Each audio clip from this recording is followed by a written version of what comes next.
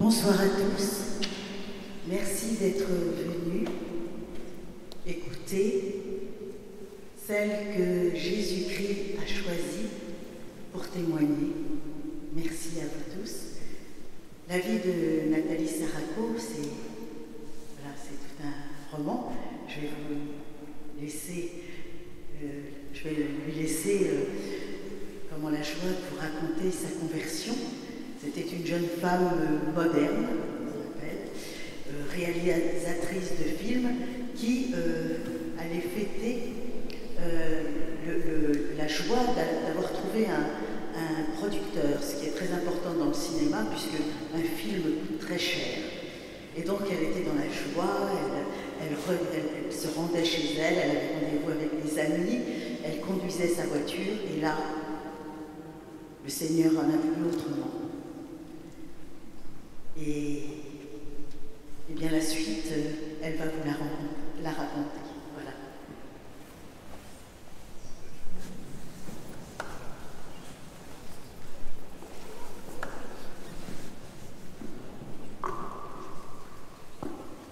Hello, la bande à Jésus des Vendéens. Écoutez, je ne sais pas si vous vous êtes rendu compte quand même du bon petit traquenard que le bon Dieu vous a fait là. Mon témoignage à 15h, et c'est qui vous attendait à 15h? Jésus-Christ dans son précieux corps sans âme et divinité, dans le Saint-Sacrement, dans l'adoration. Vous vous rendez compte, mes chers frères et sœurs, dans l'absolu, certains d'entre vous sont venus voir une petite nana qui a fait une expérience de mort imminente, une réalisatrice. Mais est-ce qu'on est conscient de qui il y avait avant? Jésus-Christ, vraiment.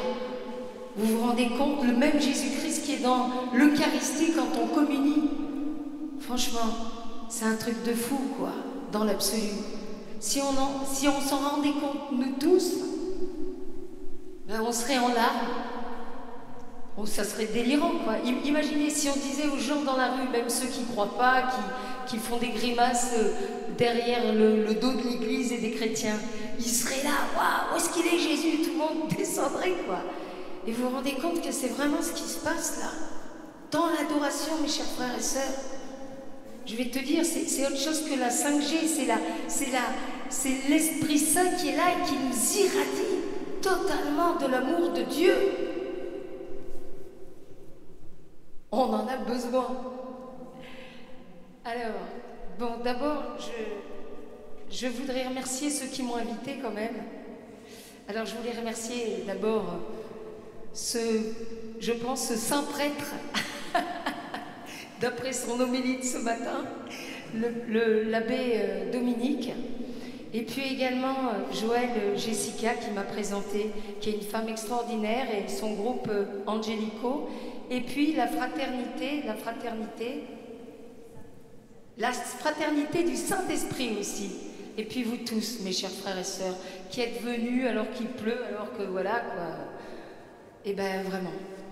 Alors, bon, ben je vais démarrer par ce qui m'est arrivé, voilà, mon témoignage. Alors, mon témoignage, donc c'est l'histoire d'une caricature de petite, comment dirais-je, artiste branchée parisienne, réalisatrice, scénariste, qui écumait les rues de la vie en quête de sensations fortes, en quête d'amour en fait, mais à l'envers. Et voilà, ma spécialité c'était la fête, c'était les excès en tout genre, c'était les discothèques, ça s'arrêtait jamais parce que vous savez, les discothèques, après il y a les afters, après les afters, t'as encore les afters, enfin bref, tu peux passer comme ça ta semaine à danser et à être carrément à planer dans un autre monde. Et c'est dans ce contexte-là, quand justement je venais de trouver un producteur pour mon premier long métrage, pour un réalisateur, une réalisatrice, trouver un producteur, c'est vraiment le conte de fées, quoi. Et c'était un gros film, c'était Pathé Gaumont qui devait distribuer et tout. Et donc c'est dans ce contexte-là que je me suis retrouvée, en faisant mes allers-retours entre Paris et la Normandie, avec une pote, d'ailleurs, qui n'avait absolument pas la foi, une pote graphiste, l'égérie de mai 68. Il est interdit d'interdire, la religion c'est pour les vieux, les handicapés, ça casse les pieds, voilà. Je veux jouir ma vie, ouais.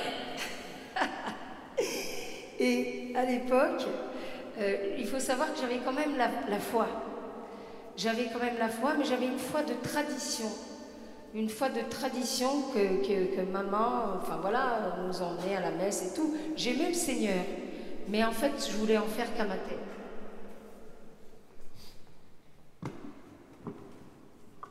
Voilà, j'étais dans cette espèce de névrose finalement, qui peut arriver à tout chrétien.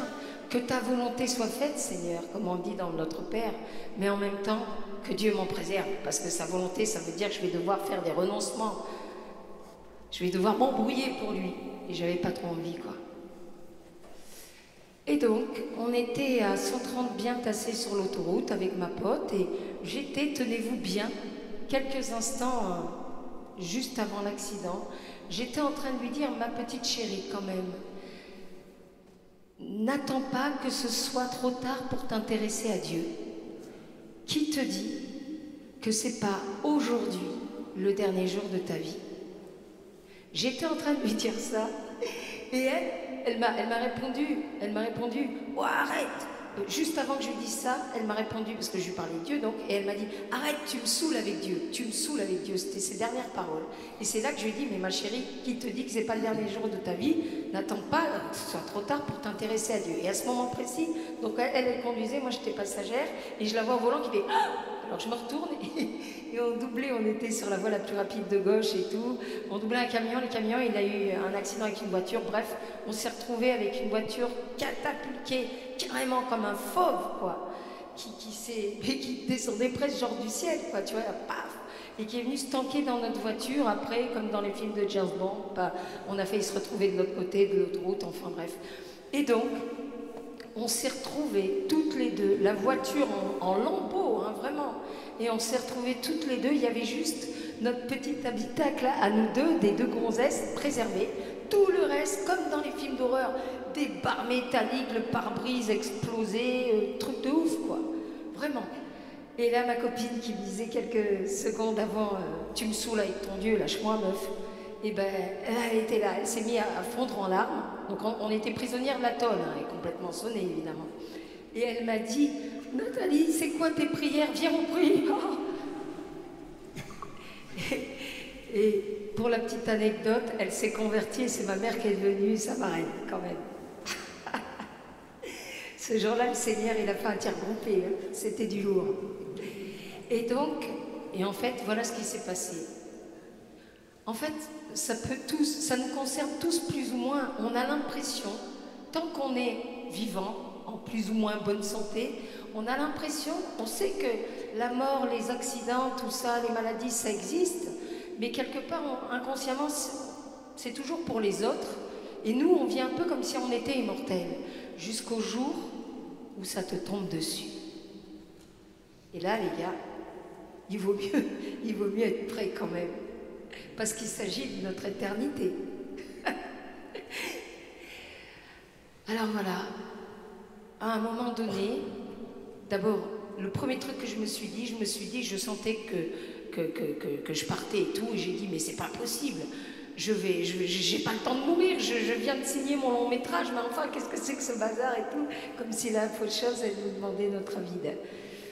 Et donc, le deuxième truc que je me suis dit, quand j'ai vu que je crachais de plus en plus de sang et que je m'étouffais, j'ai vraiment senti, vous savez, mes frères et sœurs, la vie me quitter, cette énergie qu'on a là, qu'on ne peut pas prouver, qu'on sait qu'on est vivant, et ben, j'ai senti ça me quitter comme si j'étais une bouteille en plastique remplie d'un liquide et percée par en bas, c'est-à-dire la vie qui baissait de niveau. Et là où la vie baissait de niveau, et ben, je devenais paralysée, mais totalement consciente, quoi.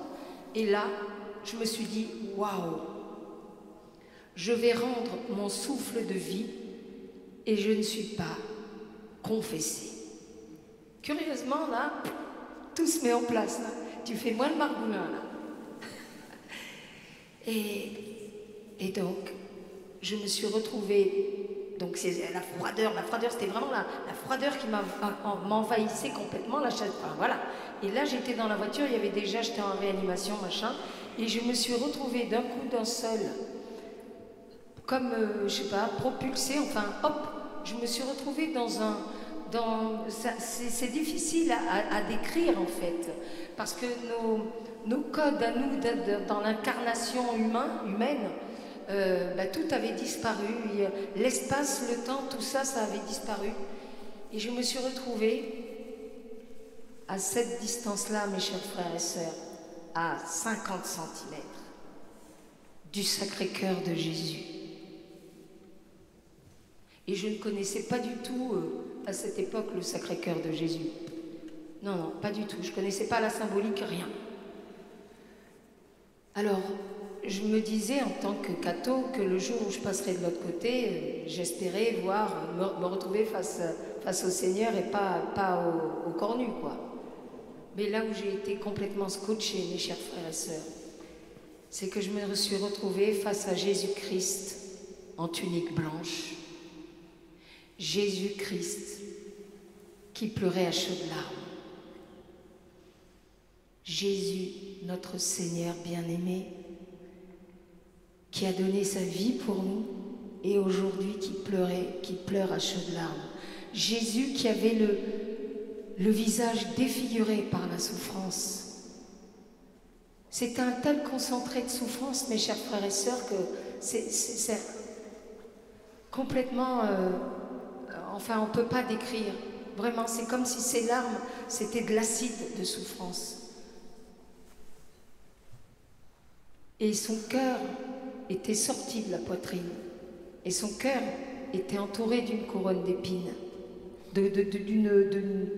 Enfin voilà quoi. Et les épines qui rentraient dans son cœur, et son cœur versait des larmes de sang, comme lui. Son cœur,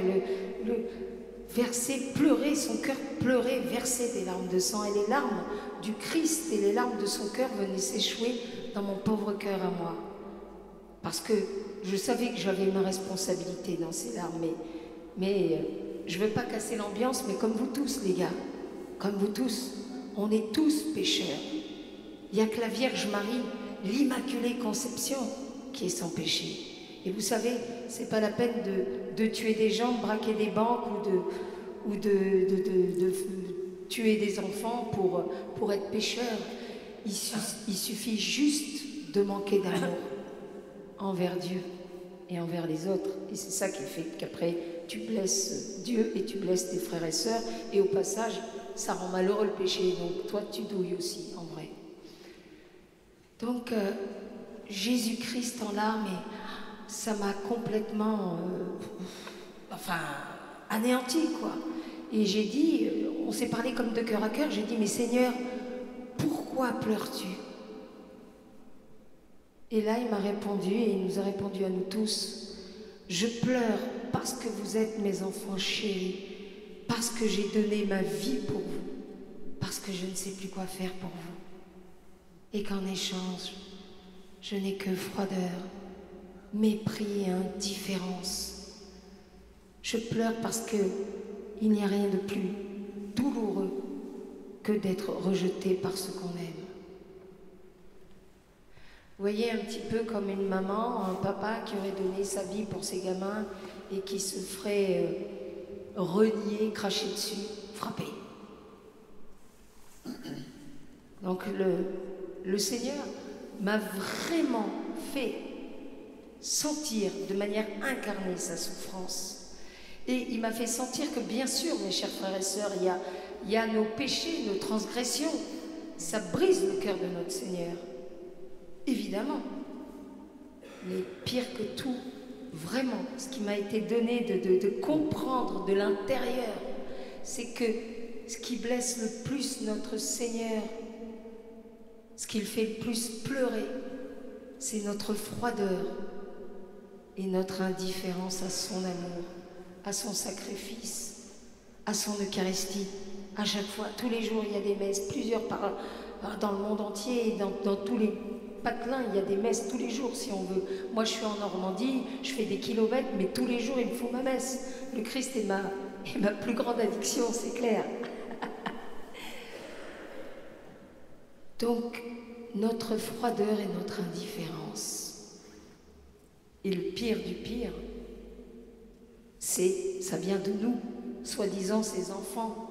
Nous tous, mes amis qui prétendons connaître Jésus, qui faisons partie de l'Église, qui allons à la messe, qui sommes parfois actifs, engagés, voilà. Il y en a qui peuvent se dire, j'ai tout le kit du bon Castor Junior Cato, quoi. Voilà, je vais à la messe, je fais le chapelet, j'anime la chorale, je fais ci, je fais ça. Mais est-ce que tu aimes? Est-ce que tu aimes? Est-ce que tu aimes Dieu? Est-ce que tu aimes tes frères et sœurs? parce que tout est là. Et Saint Paul le dit d'ailleurs, Saint Paul apôtre. Il dit, je peux m'immoler, je peux donner mon pognon, ma tunique, tout. Si j'aime pas, ça ne sert à rien. Et donc le Seigneur, il a très peu d'amis. Vous voyez bien le boxon que c'est dans ce monde et c'est de pire en pire. Il a très peu d'amis et il compte sur nous tous. Il ne faut pas vous dire, mais j'ai une petite vie, j'intéresse personne, à quoi sert ma vie? Ou bien les personnes âgées, je suis vieux, le regard que le monde me porte sur moi, c'est genre, en gros, quand est-ce que tu vas mourir? T'es un poids pour la société, t'es bon à rien, ou les handicapés, ou les gens sans travail, ou les dépressifs. Ça, c'est le démon qui balance ça. Parce que le Seigneur, il vous dit à tous que vous avez une mission et que chaque vie est sacrée. Et que vous avez donc une mission précise. C'est pas la peine d'être star de cinéma, de faire des claquettes et d'avoir des Oscars pour intéresser Dieu.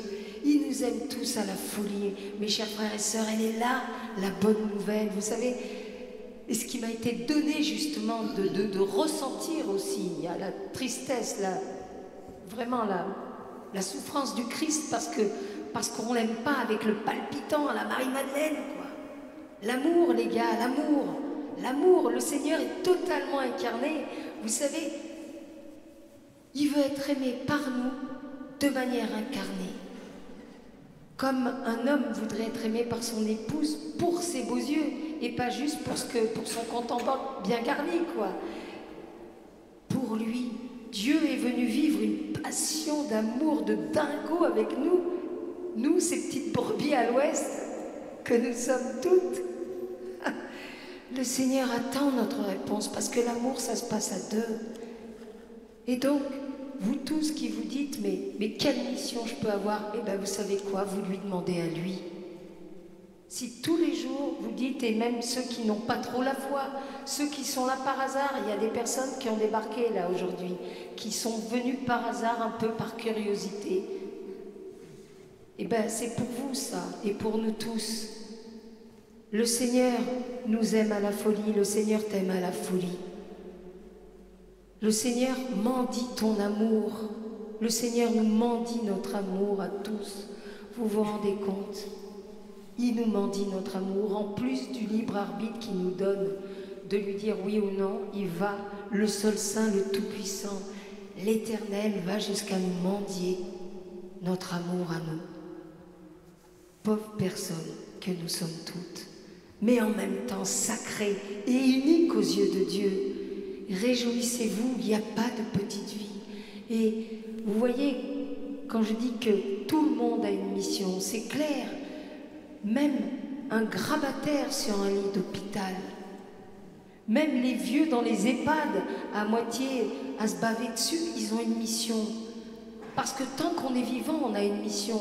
Et vous voyez le grabataire sur son lit de douleur à l'hôpital, sa mission, elle peut être énorme, dans le sens où il peut abandonner sa souffrance, ses souffrances à Dieu pour lui dire je t'aime, je sais que la souffrance, la mort ne viennent pas de toi et je t'abandonne mes épreuves pour tous ceux qui se révoltent.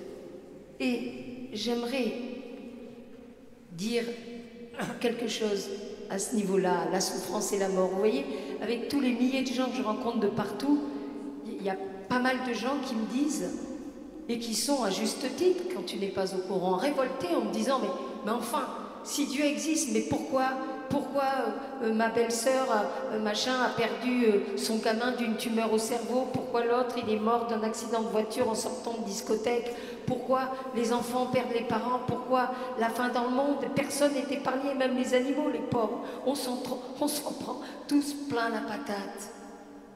Mais à ça, vous savez, mes chers frères et sœurs, déjà, je vous invite à lire l'Évangile, parce que quand tu fais l'effort de lire l'Évangile, tu vois juste que Jésus-Christ, il pleure devant la mort de Lazare. Il pleure, c'est pas du pipeau. Il est concerné par nos souffrances.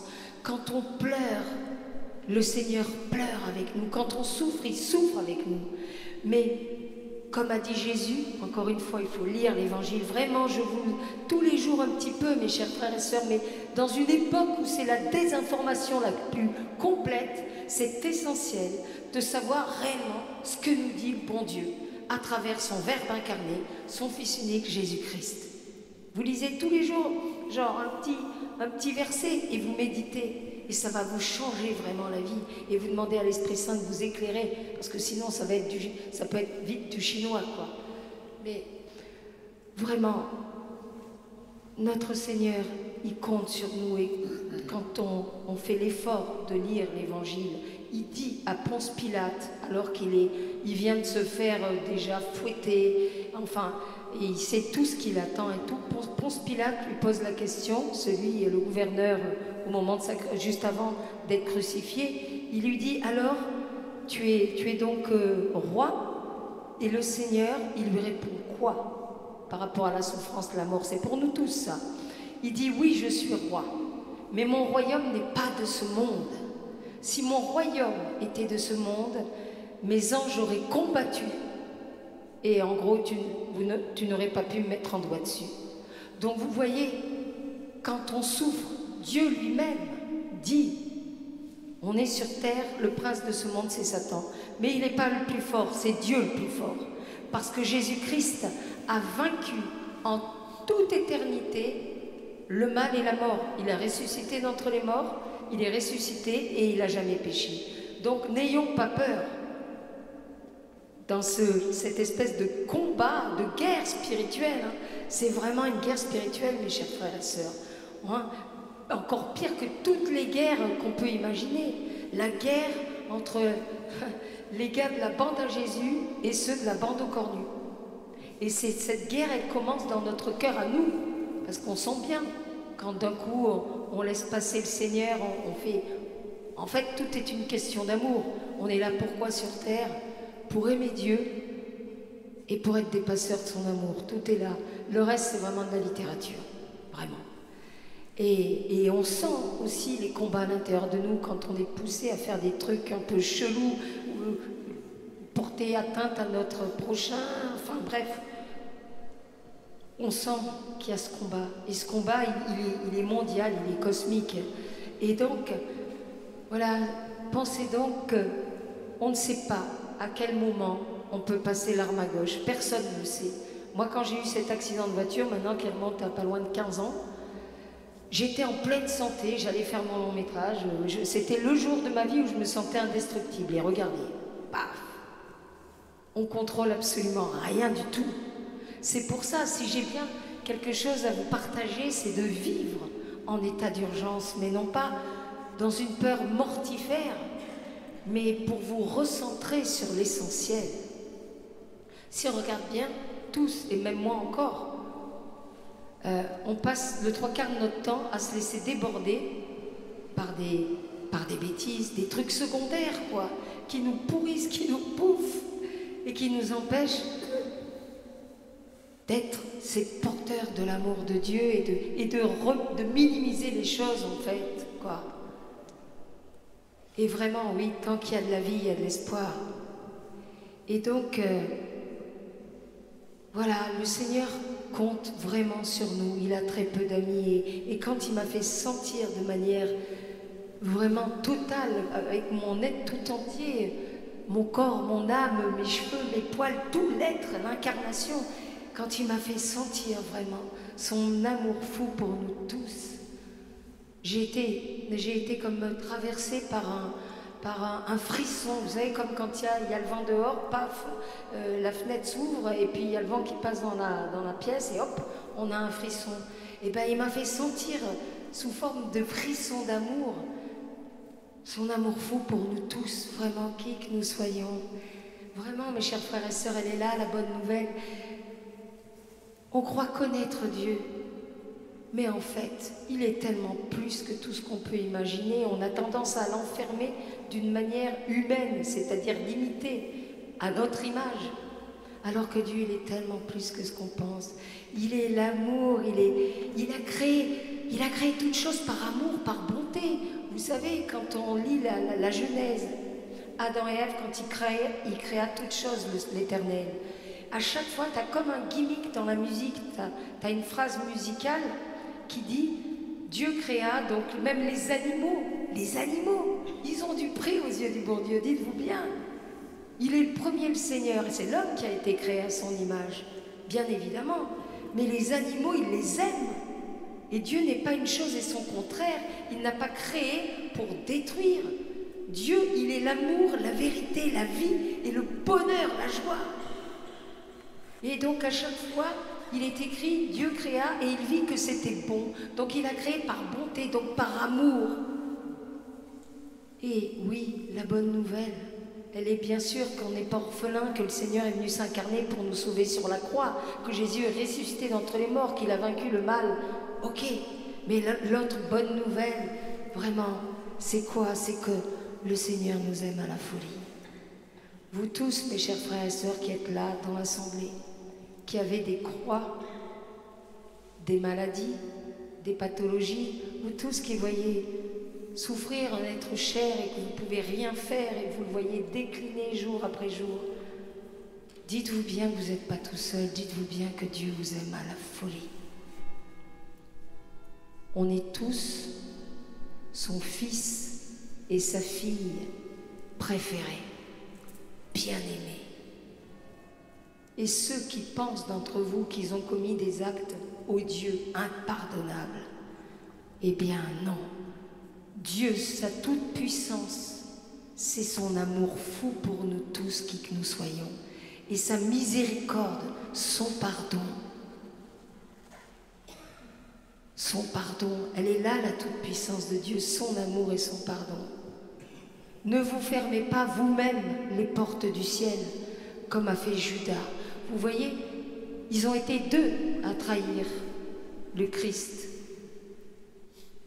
Saint-Pierre, qui l'a renié 3 fois, et qui tout de suite après a regretté, qui s'est mis à pleurer amèrement, et qui n'a pas un seul instant douté du pardon de Dieu, de son pardon, de sa miséricorde. Il a pleuré parce qu'il s'est trouvé nul, et il a eu raison. Nul face à quoi? Face à l'amour fou de Dieu et face à sa miséricorde, plus forte que tout. Et il a été pardonné.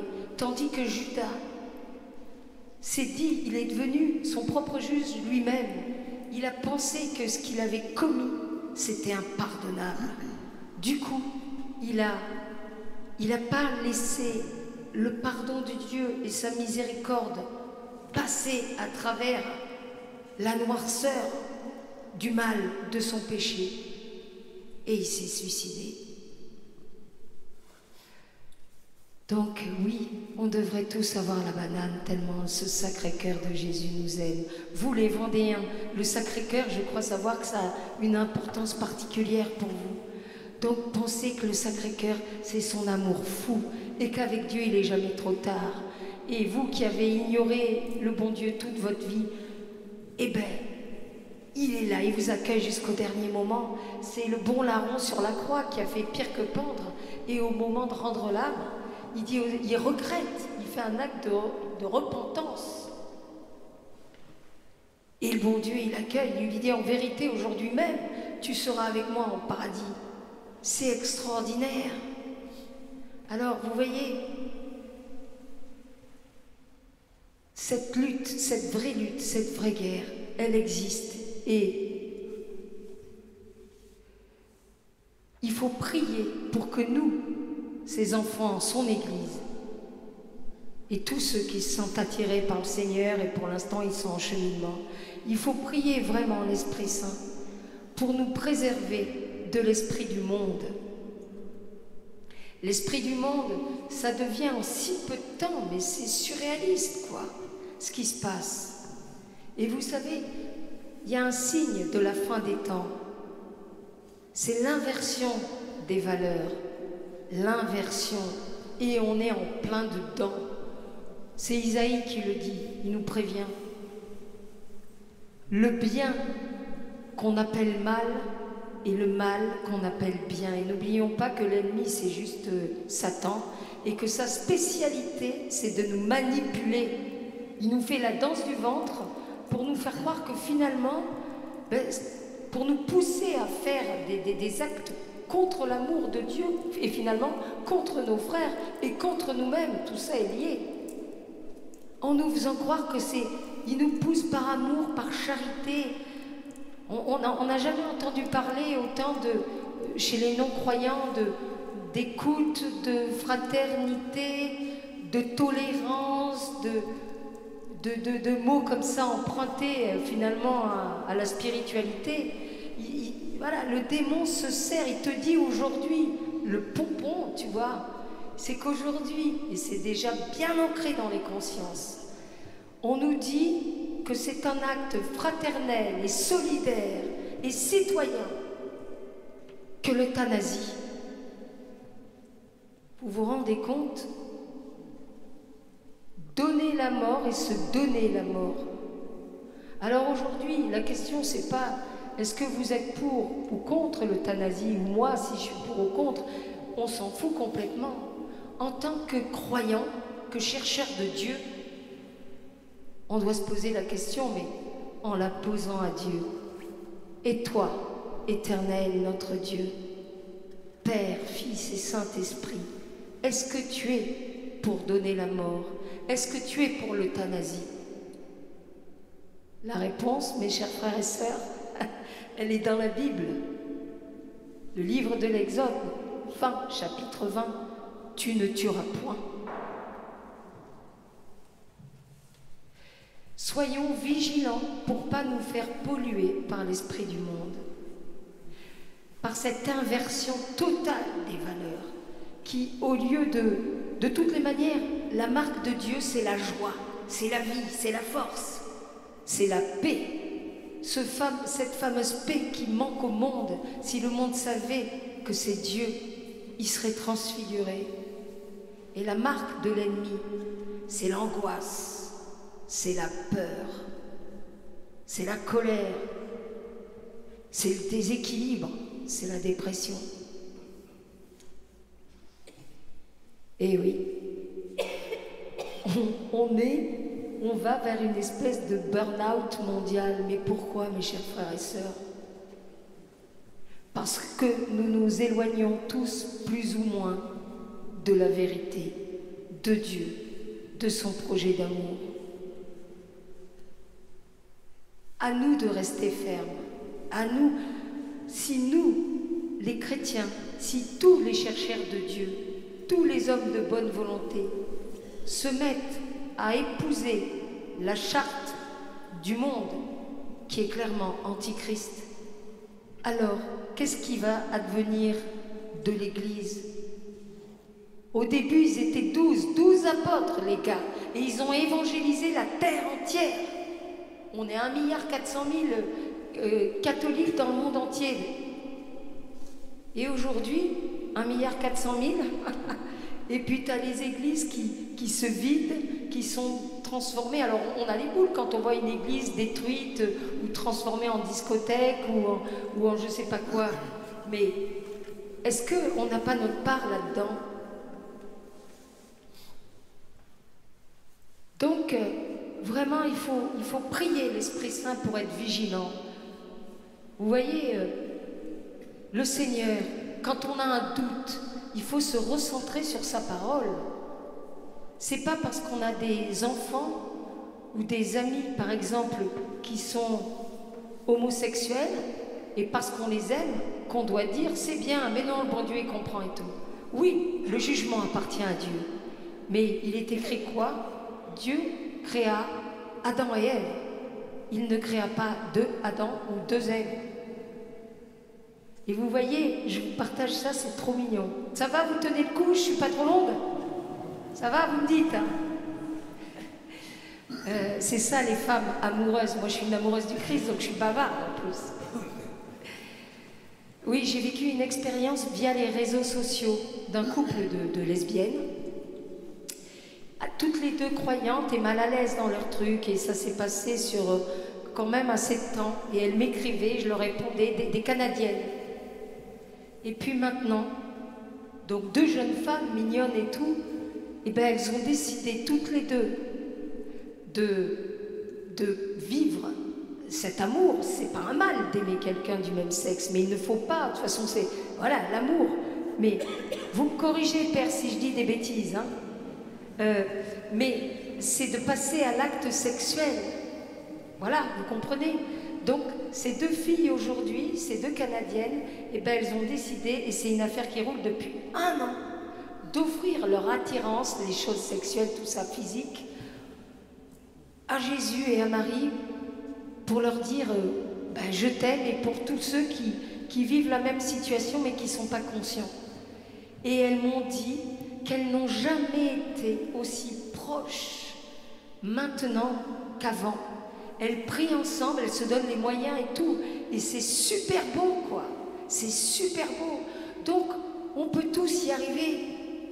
Il ne faut pas que ce soit le nivellement vers le bas. Et par rapport à ce problème horrible de cette loi qui va bien évidemment passer de l'euthanasie, on doit être les porteurs de la vie, les défenseurs de la vie à chaque période, en fait, du cycle de la vie. C'est-à-dire, dès le ventre maternel, le fœtus, Dieu, il est la vie, tu ne tueras point. Ça ne se discute pas, mes chers frères et sœurs. On ne peut pas changer la parole de Dieu. Il est écrit à la fin de l'Évangile, malheur à celui qui change un mot, quoi. Après, à nous d'assumer, mais on ne peut pas changer la parole de Dieu. C'est le Verbe incarné qui est venu. C'est pas un salon intellectuel, philosophique qui change avec les modes selon le bon vouloir du monde. Dieu est infini dans son amour, dans sa miséricorde, bien évidemment. Le jugement n'appartient qu'à lui. Il n'est pas question de se la jouer pharisien. Oui, moi je suis mère de 5 enfants, machin, tout va bien, et je regarde les berques, les vilains pécheurs en les pointant du doigt et de mon arrogance, de ma supériorité. C'est pas du tout ça. Encore une fois, on est tous pécheurs. Mais le bon Dieu, on est sa famille, on est ses enfants. On est tous frères et sœurs. Le but, c'est de se dire, quand il y a un membre de la famille qui fait une bêtise, de lui dire, moi je dis à mes frères et sœurs, dites-moi si d'un coup vous me voyez divaguer ou d'un coup, je sais pas quoi. Donc vraiment, c'est essentiel. Tout ça, c'est par amour.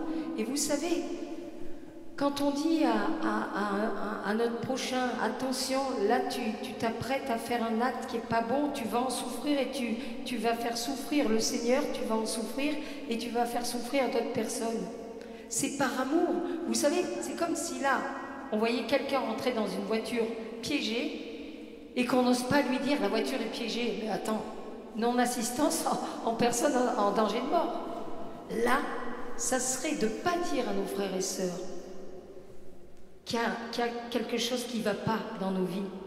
C'est non-assistance en personne en danger de mort éternelle. C'est pas pour faire les redresseurs de tort. Franchement, moi, vous me voyez, voilà quoi, je suis pas du tout une pharisienne. Mais justement, j'ai failli crever. Je me sens en sursis, donc je suis pas là pour faire la danse du ventre. Je suis pas là pour séduire. Ça, c'était avant. Là, c'est un témoignage. Si je me crève comme ça, je suis arrivée cette nuit de ma Normandie, je repars ce soir, 5 heures de route. C'est qu'il y a vraiment quelque chose, quoi. C'est fatigant de témoigner, c'est voilà, quoi. Mais c'est par amour pour Dieu et par amour pour vous, mes chers frères et sœurs. Donc, il faut vraiment se donner les armes. Les armes de la lutte, c'est quoi? Le Père l'a très bien dit tout à l'heure. C'est d'abord les saints sacrements, l'Eucharistie. Vous voyez, l'Eucharistie, c'est la chimio de l'âme. On ne sait pas aimer sans Dieu. Il y a toujours une part personnelle, égoïste, limitée. L'Eucharistie, c'est notre médoc. C'est vraiment la chimio de l'âme. Communier. Vous vous rendez compte, c'est un truc de fou. Le Seigneur, il nous aime tellement qu'il vient faire, c'est carrément un truc amoureux, quoi, entre deux amoureux. Il vient faire qu'un corps et âme avec nous, en nous. Quand on communie, on est des tabernacles. D'ailleurs, les prêtres devraient dire au moment de l'envoi, à la fin de la messe, les gars, attention, la messe est finie, mais tout commence. Vous êtes rentrés tout seul, vous ressortez à deux. Vous avez la responsabilité responsabilité de Jésus-Christ en vous.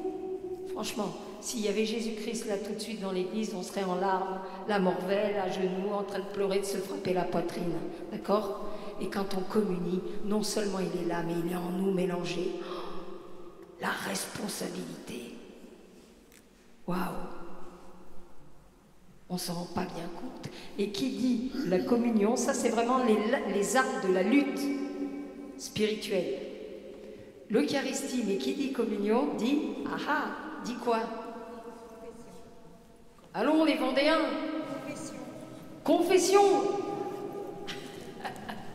Alors vous voyez, moi je vois mon curé qui est jeune, qui a froid le vendredi dans l'église, qui attend des heures pour la confession.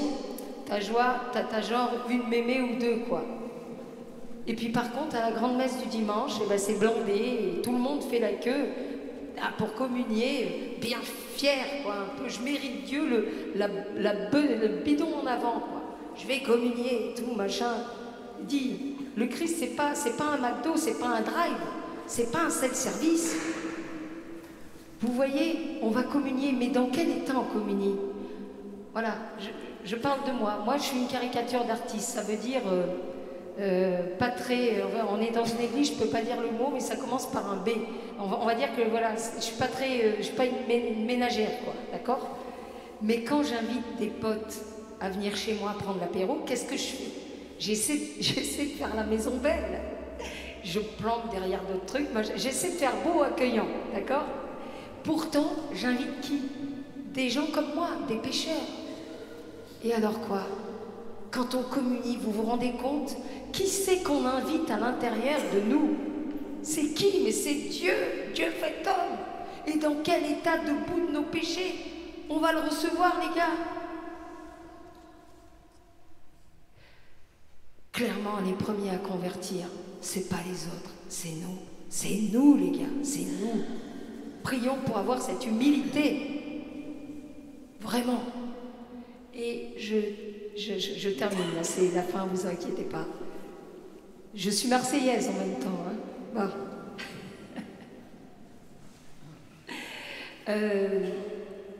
Donc, l'Eucharistie, la confession. Vous avez du bol parce que le bon Dieu, il vous fait, en plus de l'adoration, là, tout à l'heure, il vous fait un deuxième traquenard. C'est qu'il y a des prêtres qui sont là pour vous confesser. Là, à l'issue du témoignage.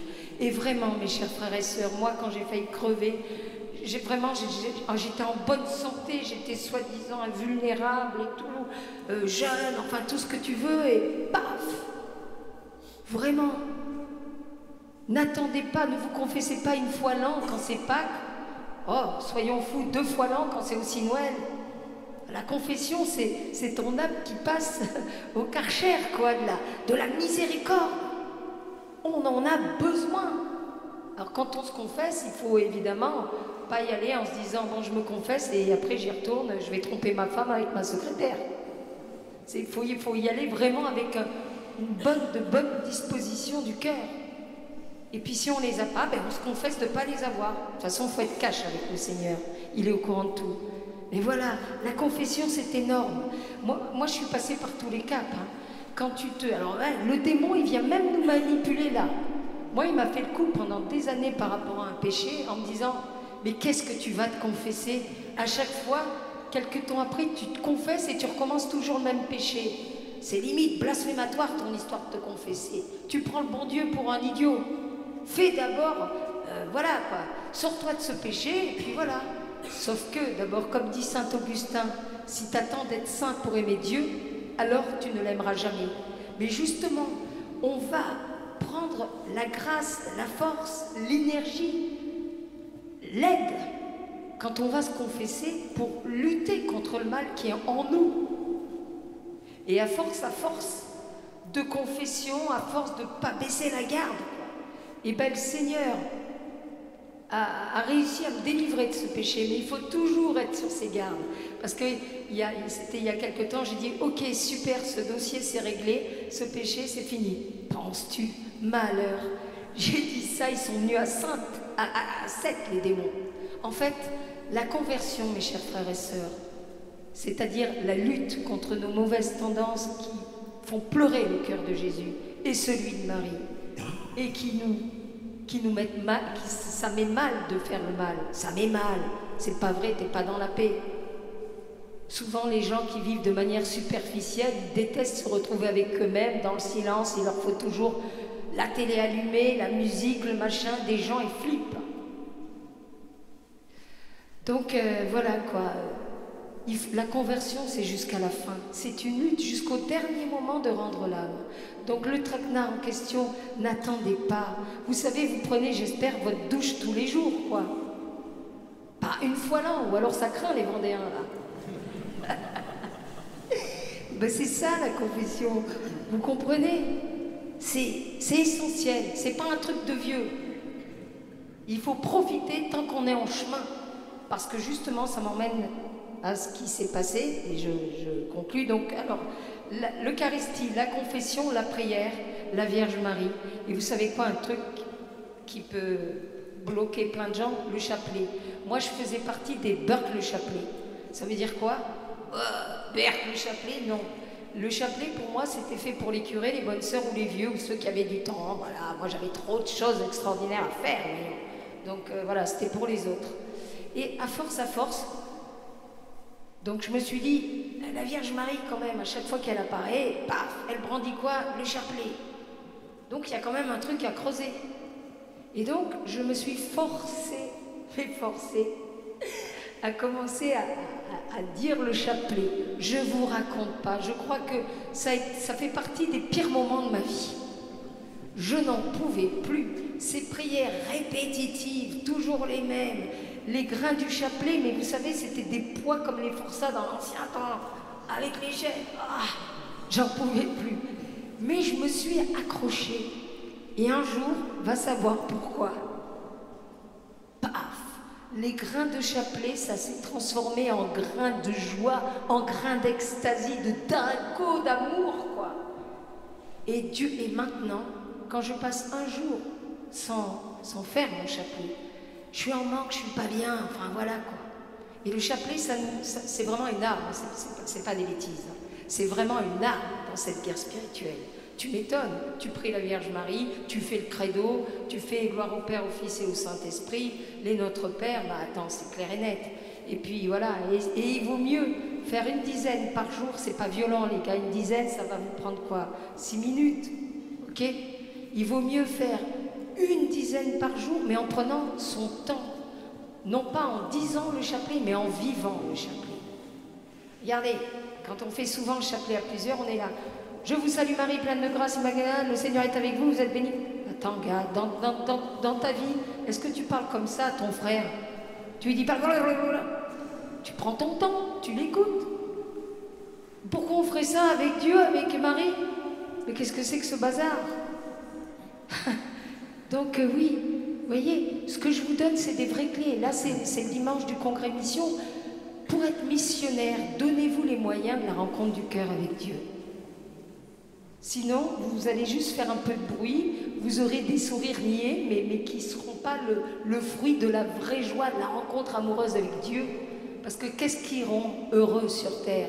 Si on regarde bien les vrais seuls moments de notre vie où on est heureux, c'est quand on aime et quand on est aimé. Et là, il s'agit de se laisser aimer, regarder par Dieu comme nous sommes. Et après, on s'abandonne à lui. Voilà, comme un bébé là qui, dans ses langes, Seigneur, je m'abandonne dans tout ce que je suis de beau et de misérable, dans tes bras, et fais de moi ce que tu veux. C'est ça la prière qu'on doit faire. Vraiment. Donc voilà, et la Vierge Marie, elle écrase la tête du démon. La Vierge Marie, une fille d'Ève, pas une fille d'Ève, elle n'a jamais péché, mais une créature humaine, comme nous tous. Vous imaginez, elle est immaculée. Elle n'a jamais péché, mais même pas un petit péché en pensée, quoi. Et vous imaginez comme le démon a dû la tenter. Hein, Marie comblée de grâce, mais il a dû la combler de tentations, notamment une maman qui voit son bébé, son fils unique, se faire massacrer avant la croix. Il a été roué de coups, Jésus. Hein, Isaïe dit à propos du Christ, du serviteur souffrant, qu'il était tellement massacré par nos petites pattes, mes chers frères et sœurs. Dites-vous bien que chaque clou de la croix du Christ porte notre joli petit prénom à nous tous. Il est venu sauver la multitude. Donc il était tellement massacré, Isaïe dit, que Jésus-Christ, c'est dans la Bible, dans l'Ancien Testament, il était tellement massacré que physiquement, Jésus-Christ ne ressemblait plus à un homme. Il ne ressemblait plus à un fils d'Adam. Tellement massacré, monstrueux, défiguré. Vous vous rendez compte?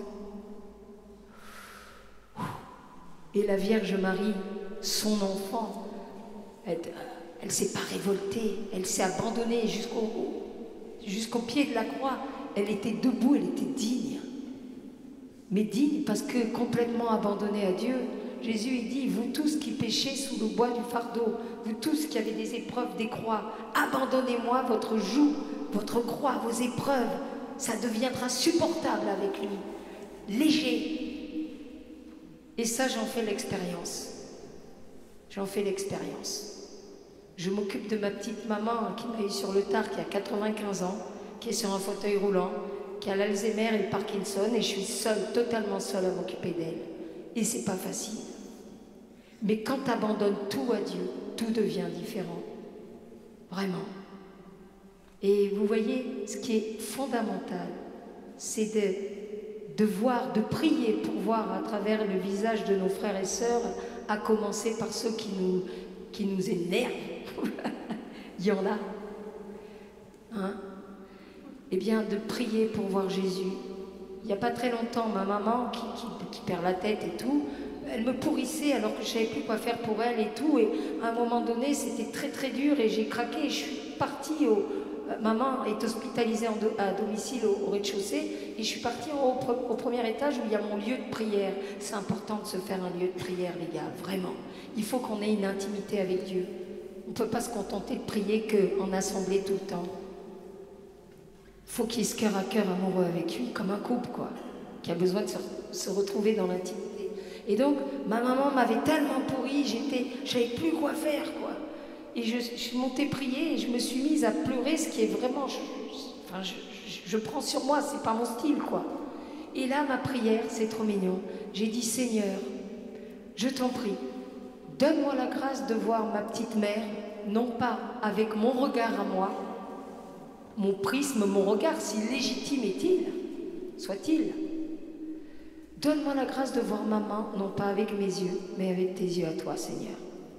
Je termine cette prière, j'étais au bout du rouleau, vraiment, je savais plus quoi faire, en bas de grave, quoi. Je commence à descendre 2 marches, je vois maman sur son fauteuil de souffrance, donc sur un fauteuil roulant, je la vois courbée, la tête un peu penchée, avec la pauvre, vous savez, un petit filet de bave et tout, à moitié ensuqué, comme ça. Et vous savez, alors que je demandais au Seigneur de la voir avec son regard à lui, vous savez ce qui s'est passé, mes chers frères et sœurs. J'ai vu clairement le visage du Christ, ça comme, comment dirais-je, comme un décalcomanie, en surimpression sur elle. J'ai vu d'abord le visage de Jésus avec la couronne d'épines et son petit manteau rouge, et il était, et après tout le corps, et il avait exactement l'attitude de ma maman, avec la couronne d'épines, Jésus souffrant. Je vous raconte pas, je me suis mise à fondre en larmes, j'ai demandé pardon au bon Dieu d'être si bête et de manquer de patience et tout ça, et je suis allée au pied de ma maman, je l'ai attrapée, j'ai pleuré, je lui ai dit pardon maman d'être si bête, minable et tout, et ça a changé. Ça a changé vraiment mon rapport avec elle et ma mission auprès d'elle, d'aidante. Et vous voyez, quand Jésus nous dit « j'avais soif, j'avais faim, tu m'as donné à boire et à manger », mais c'est ça en fait. La parole de Dieu, elle n'est pas intellectuelle, elle est incarnée. Voilà. Et donc, n'ayons pas peur, soyons forts dans cette lutte. Dieu, encore une fois, a gagné en toute éternité. Donc, c'est les derniers temps. Tout va s'amplifier. Le monde va devenir de plus en plus barré. Il va y avoir des menaces, il va y avoir plein de choses. Il y a déjà plein de choses qui se passent. On sent bien que c'est la fin des temps. Personne ne connaît l'heure ni le jour. Jésus a dit, ni les anges, même pas le Fils, seulement le Père. Mais il nous a laissé aussi des signes. Il nous dit, quand vous verrez telle chose se passer et compagnie. Voilà. Et on y arrive, on y arrive. Jésus peut revenir pour le jour du Seigneur, pour établir, pour détruire à jamais le mal et la mort, et établir son règne d'amour, de joie, de pureté, de justice, où tu auras, c'est encore dans Isaïe, l'agneau qui jouera avec le lion, avec l'ours, même les animaux, toutes ces créatures et toute sa création est sacrée. Toute créature exprime une part de la divinité de Dieu, puisqu'il y a sa vie et son amour. Évidemment, l'homme par-dessus toutes les créatures, évidemment, lui seul est fait à l'image de Dieu, encore une fois, mais tout. C'est pour ça que je dis l'amour de Dieu nous échappe tellement. Et donc, c'est ça qu'on attend, mes amis. Notre actu à nous aujourd'hui, on dit dans le credo, il reviendra dans la gloire, qui ça, Jésus-Christ, pour détruire à jamais le mal et la mort, et son règne n'aura pas de fin. Et donc le meilleur reste à venir, peu importe si on souffre, peu importe si on se fait, si on nous fait du mal, nous, on mise à long terme, c'est-à-dire à terme éternel. On veut le bonheur éternel. Moi, je suis une meuf qui aime le plaisir et le bonheur et la joie. Et c'est pour ça que je me bats pour le bonheur éternel en essayant de faire plaisir à mon Seigneur que j'aime tellement. Et en essayant d'être amour quand les autres me saoulent, et ben je dis Seigneur, prends le relais, parce que moi j'ai envie d'y en coller une, mais du coup, quand tu invites Dieu à prendre le relais, ça change tout les gars, ça change tout. Et on est heureux, ça rend heureux de faire le bien en fait. C'est vrai quoi. Donc n'ayons pas peur, quoi qu'il se passe, le meilleur reste à venir, le royaume de Dieu, où toute larme sera effacée du cœur et des visages des hommes. Voilà. Et je me confie à vous parce que je réalise là un court-métrage qui est justement pour défendre la vie. Et je peux vous dire que c'est courageux de ma part parce que je vais me faire, je le sais très bien déjà par mes pairs du cinéma, je finis par me griller complètement, mais par plein de gens, parce que même malheureusement, il y a des catholiques qui défendent l'euthanasie. Alors que le bon Dieu, il nous sauve jusqu'à la fin et que tout est profitable à l'homme qui abandonne tout à Dieu, eh bien, il y a des chrétiens qui sont déjà pour l'euthanasie. Et moi, j'arrive avec ce court-métrage qui est une comédie complètement folle, justement, pour traiter de ce sujet terrible que de donner la mort. Parce que c'est un meurtre, l'euthanasie, que tu appliques sur toi comme le suicide assisté. Vous savez, les pays où la loi, elle est passée, mes chers frères et sœurs, genre le Canada ou la Belgique, ben maintenant, au Canada, tu as carrément le conjoint qui perd sa bonne femme ou vice-versa, il demande à être euthanasié en même temps. C'est au Canada, vous pouvez vérifier. Et en Belgique, ils ne sont pas en reste, les gamins, les enfants demandent l'euthanasie et le suicide assisté. Donc vous vous rendez compte, là aujourd'hui le gouvernement, il vous dit oui, ça sera encadré. Mon œil. Donc c'est très très grave, on est vraiment tous impliqués. Donc moi j'arrive avec ce film et j'ai besoin de vos prières, ça c'est sûr, parce que ça va pas être simple. Si Dieu veut, je tourne fin octobre, 21, 22, 23 octobre. 3 jours de tournage, un court-métrage qui va durer environ 15 minutes, et là, et le but c'est qu'il devienne viral sur les réseaux sociaux. Donc le Père vous dira quand il passera et tout ça. Et j'espère qu'il contribuera. Pourquoi je fais ce court-métrage, même si la loi elle est déjà passée, de toutes les manières elle passera, mais c'est pour éveiller nos consciences à nous, de ne pas tomber dans cette fausse bonne intention de soulager l'autre et ce qui balance la dignité. Mais quoi? Ça veut dire que quand tu es vieux, quand tu es malade, quand tu as une couche, ça veut dire que tu n'es pas digne. Mais alors que dire de Jésus sur la croix qui était tellement défiguré qu'il en était monstrueux, il n'était pas digne. Et pourtant, grâce à lui, le monde entier a été sauvé. Donc voilà, et eh bien, il va y avoir un petit panier, parce que je suis à la recherche de financement, à l'issue du témoignage, un petit panier, en fait, parce que, en fait, je ne pourrais faire ce film grâce au soutien de mes frères et sœurs en église. Donc des dons. J'ai mis une cagnotte en ligne sur, c'est quoi, c'est Litchi, sur Facebook, Internet, machin. Voilà, on a besoin, alors que c'est que du bénévolat, mais c'est pour payer les studios, le matériel, le défraiement, enfin tous les trucs, quoi, de toute l'équipe de cinéma. J'ai la chance d'avoir des 4 étoiles qui me suivent. Eh bien, je suis à la recherche de 20 000 €. Pour l'instant, il y a 3 000 €. Donc faites passer le mot autour de vous. Vous voyez, il y a eu la manif pour tous. Ben là, c'est pas mon film à moi, c'est pas me soutenir moi. On est tous impliqués dans cette affaire. C'est défendre la vie. Vraiment. Et alors, voilà, mes chers frères et sœurs, je voudrais que vous soyez dans cette joie de vous savoir aimés par Dieu et de vous savoir les plus beaux de la terre. Vous, les vieux qui êtes ici, dites-vous que pour le bon Dieu, vous avez 20 ans. Vous êtes les plus beaux, les plus drôles. Et que si vous mettiez votre retraite, si vous mettiez le temps dont vous disposez à prier, mais le monde entier serait transfiguré. Parce que le bon Dieu, il a dit, si on est 2 à le prier, en son nom, il est parmi vous. Si tous les petits vieux de la terre se mettaient à prier, mais Jésus-Christ reviendrait tout de suite sur terre.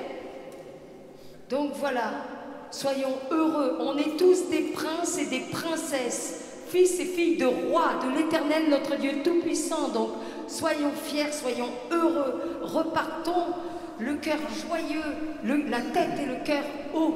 Voilà. Et je vous demande une petite chose. Là, le témoignage s'arrête pour de bon. Ouah. Je vous demanderai quelque chose qui me tient à cœur. Le Seigneur, il a très peu d'amis. Il y a beaucoup de blasphèmes. On l'a vu encore avec l'ouverture des Jeux Olympiques. Eh bien, s'il vous plaît, mes chers frères et sœurs, vous tous qui aimez le bon Dieu, vous tous qui pouvez vous lever, qui n'êtes pas cul de jatte, d'accord? Qui pouvez vous lever. Levez-vous et on fait une ovation au Seigneur. On lui dit qu'on l'aime. Notre beau Jésus et notre belle Marie, d'accord? On lui dit je t'aime, ok? Allez les Vendéens, lâchez-vous, Jésus, on t'aime, Jésus, Jésus, Jésus,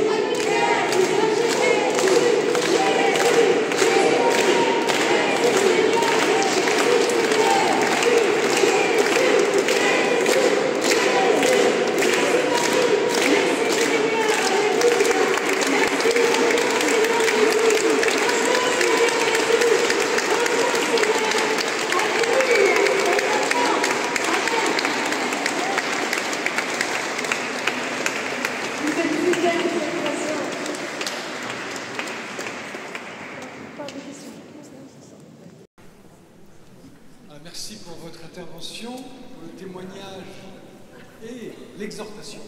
Je veux vous exhorter à une dernière chose. Nos prêtres ont besoin de nous. L'Église est attaquée, le pape et les prêtres.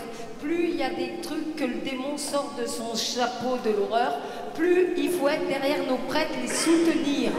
Peu importe s'ils partagent notre sensibilité de foi ou pas, on s'en fout. Et il y a un truc énorme aussi.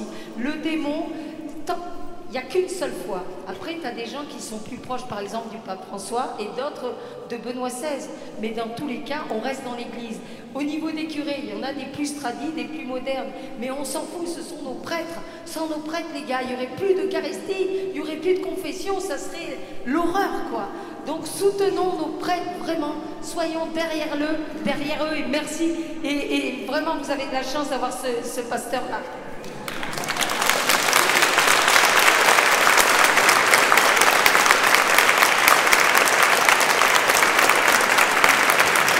C'était pas vraiment pour ça que je voulais remercier surtout Nathalie pour son témoignage sur l'exhortation.